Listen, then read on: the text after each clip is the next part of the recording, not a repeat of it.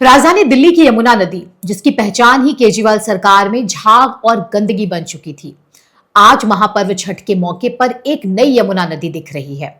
साफ, झाग मुक्त पानी, घाटों पर सजावट और श्रद्धा से भरी दिल्ली की हवा। ये नजारा इसलिए खास है क्योंकि इस बार छठ के अवसर पर दिल्ली में दिखावा नहीं, बदलाव हुआ है।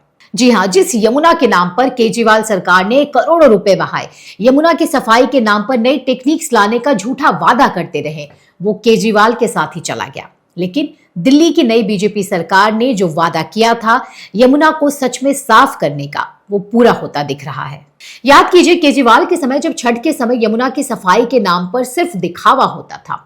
पिछले 10 सालों से जिस तरह से केजरीवाल सरकार ने यमुना की सफाई का जो ढोंग किया, हर साल यमुना की सफाई की तारीख पर तारीख देते रहे, वो सिर्फ यमुना नदी ही नहीं, महापर्व छठ पर्व का भी अपमान था। केजरीवाल सरकार के दौरान हर साल छठ के मौके पर छठ व्रतियों की झाग और गंदे पानी के बीच अर्घ देती हुई तस्वीरें सोशल मीडिया पर सामने आती थी। लेकिन इस बार तस्वीर बदल गई है।